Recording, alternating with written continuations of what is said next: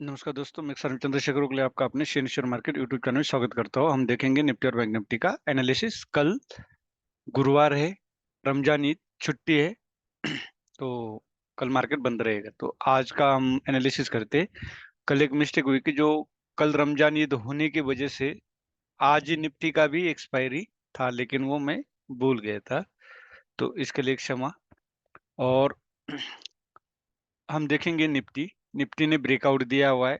आज भी ईटीएच बनाया नया, कल का था 22,768 और आज बना है 22,775। ठीक है, वो कोई ज्यादा नहीं है, 10 पॉइंट 7 पॉइंट ही ज्यादा लगा है। लेकिन अब जो कैंडल बनी है वो स्टार है, ये सेम स्टार और डोजी कैंडल ये बताती है कि बायर्स और सेलर्स के बीच में समानता, इक्वल पावर, और जो भी हाई और लो ब्रेक होगा तो आप उस साइड एंट्री कर सकते हैं। ये हो गया।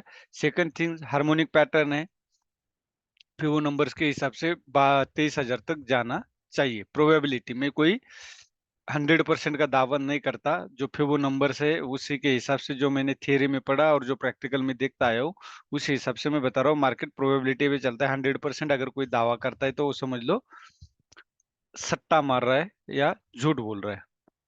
अब आपको और एक चीज इसके साथ बताना चाहूंगा कि मार्केट में आपको स्टॉक अगर बाय करनी है तो एंट्री कहाँ पे करनी चाहिए। तो एंट्री करने का तरीका ये होता है, जब भी मार्केट डिमांड जोन पे आता है तो डिमांड जोन को कैसे पहचाना जाए। तो डिमांड जोन जो ब्रेकआउट देने के बाद मैं ये दावा करता था हमेशा कि मार्केट यहाँ तक आना चाहिए 20,250, लेकिन वो आया नहीं। जब नहीं आया तो हम बाय कब करें। मार्केट तो आप ही चलता जा रहा है दिनों दिन। तो आप तब एक मार्केट जब पुल बैक दे रहा है इस तरह का, ये मारो बाजू कैंडल बनी है, तो आप यहाँ पे बाय कर सकते हैं। और सेकंड, बहुत ही आसान तरीका, जो भी आपको डबल बॉटम मिलता है, जैसे डबल बॉटम यहाँ नहीं है लेकिन जहां डबल बॉटम मिलता है वहां पे बाय करें, या तो इस तरह ये दो पॉइंट जो है असेंडिंग ट्रेंड लाइन कनेक्ट करने के बाद तीसरा पॉइंट आता है doji candle. Doji candle buyer sellers का इक्वल पावर, इसके ऊपर आप बाय कर सकते हैं स्टॉक हमेशा। अब इस कंडीशन में स्टॉक बाय नहीं करना है आपने। स्टॉक की भी कंडीशन है, ये तो डिमांड जोन में होना चाहिए या नीचे कंसोलिडेट हुआ, या तो इस कंडीशन में जो रन कर रहा है स्टॉक यूलिटी के हिसाब से, अगर 1 2 3 4 5 के हिसाब से जाता है स्टॉक ऊपर, तो इस कंडीशन में ऐसे पोजीशन में, मतलब सेम पोजीशन चार्ट में स्टॉक के भी होना चाहिए, तब आप इस कंडीशन में बाय कर सकते हैं और छोटा सा स्टॉप लॉस होगा और आपको टारगेट अच्छे मिले। लेकिन आप इस कंडीशन में बाय ना करें। अगर आपको आपको लगता है मैं बाय करूं, स्टॉक बिल्कुल कंसोलिडेट हो रहा है काफी दिनों से, 2 4 महीने 6 महीने से, तो मैं बाय करूं, तो आप उस कंडीशन में अगर 1 लाख रुपए समझ लो हम इन्वेस्ट कर रहे हैं, तो उसमें से हम 5 सेक्टर लेते हैं तो 20,000 एक सेक्टर पे जाएगा। तो उस 20,000 में से आप 10,000 यूज करें, 10,000 स्पेयर रखें, मतलब 1 लाख में से आप 50,000 ही लगाए। 50,000 आपके पास रिजर्व होना चाहिए। बिल्कुल सिंपल हो गया। अब आवरली में हम देखेंगे। आवरली में अगर आप देखोगे तो यार डबल बॉटम बन चुका है, ये ईएम पैटर्न बन चुका है। मैं यहाँ फिबो नंबर्स नहीं, जिसको हम बोल सकते हैं एक सीबीसीडी हार्मोनिक पैटर्न में अभी यहाँ नहीं इस्तेमाल कर रहा हूँ। लेकिन अभी जब आप बोलोगे कि फ्रेश एंट्री कब किया जाए, फ्रेश एंट्री तब किया जाए जब मार्केट 22,530 के आसपास जब आएगा अपसाइड जाके, जो हमने टारगेट लगाया कि 23 के आसपास जाएगा, 23,000 के, तब वहां से सिर्फ 22,530 के आसपास जब आएगा तब हम यहाँ पे फ्रेश एंट्री करेंगे। या तो यहाँ पे कहीं पे कंसोलिडेशन देगा, डबल बॉटम बनाएगा, तब आप एंट्री करें। लेकिन आप फ्रेश बाइंग तो बिल्कुल अवॉइड करें। जिस तरह आप वारेन बफेट का नाम सुना है, तो उनका ये भी सुना होगा कि वो सालों साल इंतजार करते थे कि मार्केट करेक्ट हो जाए या ओवरबॉट जोन में। तो इसी तरह मार्केट में फेयर और ग्रीड होता है, ग्रीड के चक्कर में ना आए, हमेशा रूल्स रेगुलेशन को फॉलो करें। अब 5 मिनट में हम यहाँ देखेंगे कि हमारा ट्रेड कहाँ पे बनता था। अगर आप यहाँ देखोगे तो ट्रेड कहाँ पे बनता था, गैप अप ओपन के बाद आप देख सकते हो यहाँ पे, अगर मैं ये लाइन लगाता हूँ यहाँ पे, तो आपसे ट्रिपल बॉटम बना था। तो आपकी एंट्री इस कैंडल के ऊपर थी, क्यों, ये दो पॉइंट कनेक्ट करने के बाद मार्केट यहाँ पे आ गया था। तो आप इस कैंडल के ऊपर बाय कर सकते थे, इसके नीचे आपका स्टॉप लॉस था। और आप यहाँ देख सकते हैं एक अच्छी मूवमेंट देखने को मिली, या तो आपको और एक मूवमेंट यहाँ पे मिलती जो कि इस कैंडल को यहाँ पे देख सकते हैं। ये हो गया। और एक बैक टेस्टिंग क्या था, यहाँ काफी देर कंसोलिडेशन दिया था, स्प्रिंग बनी थी। तो जैसे ये कैंडल इसको हाई ब्रेक किया, इस लाइन का, तो आप इसमें एंट्री कर सकते थे, छोटा सा स्टॉप लॉस मिलता और आपको अपसाइड मूवमेंट अच्छी सी मिलती है। अब कल के लिए यार डबल बॉटम मिला है 22,730, अगर ब्रेक करता है तो आप डाउन साइड एंट्री कर सकते हैं। तो 22,775 के ऊपर डबल टॉप है, तो कोशिश करें यहाँ पे बाय करना है। तो ब्रेकआउट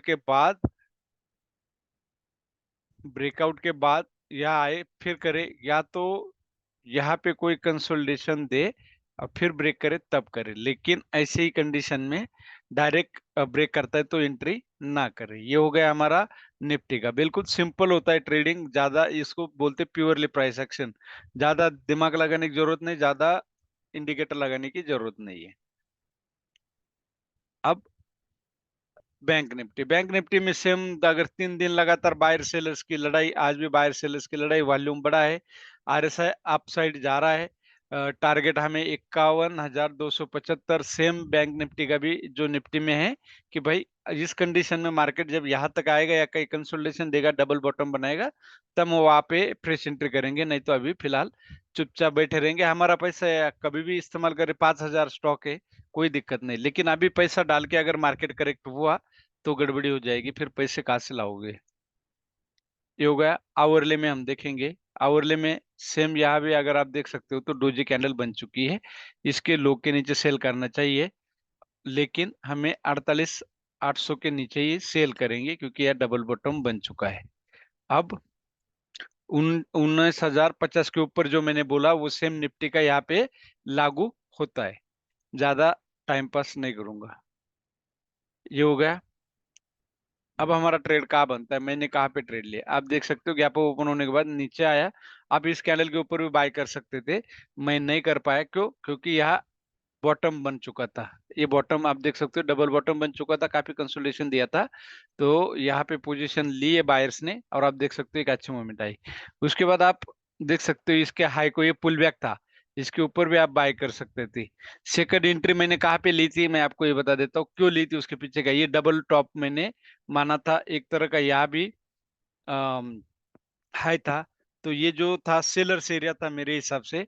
तो मैंने क्या किया, ये ब्रेक करने के बाद एक पुल बैक समझ के मैंने इस कैंडल के नीचे सेल किया, और मुझे यहाँ पे 40 पॉइंट मिले, क्योंकि मैंने टारगेट यहाँ पे रखा था।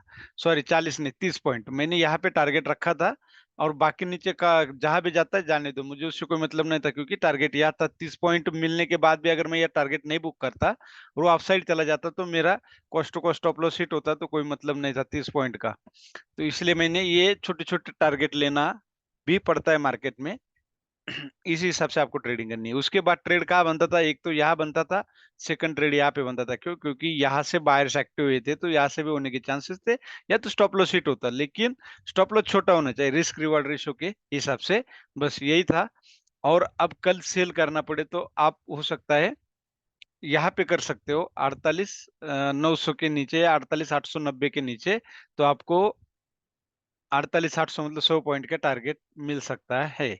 और अपसाइड 19,050 के ऊपर बाय कीजिए, लेकिन बिल्कुल कम क्वांटिटी में, जो निफ्टी में मैंने बताया वही यहाँ पे लागू है। यही बस, इससे ज्यादा कुछ भी नहीं। मेरा Sen share market YouTube channel है, उसको ज्वाइन कर सकते हो, उसमें मैं स्टॉक भी डालता हूँ, निफ्टी की पोजीशन भी डालता हूँ, जो कि उससे आप सीखने को मिलेगा। मैं कोई बाय सेल रिकमेंडेशन नहीं करता, बाय सेल रिकमेंड करने की मेरी कोई अथॉरिटी भी नहीं है, और करना भी नहीं चाहिए। आप अपने हिसाब से ये सीख सकते, जो मैं बता रहा हूँ मेरा एक्सपीरियंस और मेरे पढ़ाई के हिसाब से मैं आपको ये बता रहा हूँ। मैं कोई भी 100% प्रॉफिट का और मेरे कॉल चलेंगे इसका मैं कोई भी दावा नहीं करता, और करना भी नहीं चाहिए, मार्केट प्रोबेबिलिटी पे चलता है। वीडियो अच्छा लगे तो लाइक शेयर और सब्सक्राइब जरूर कीजिए। धन्यवाद। जय हिंद, जय भारत।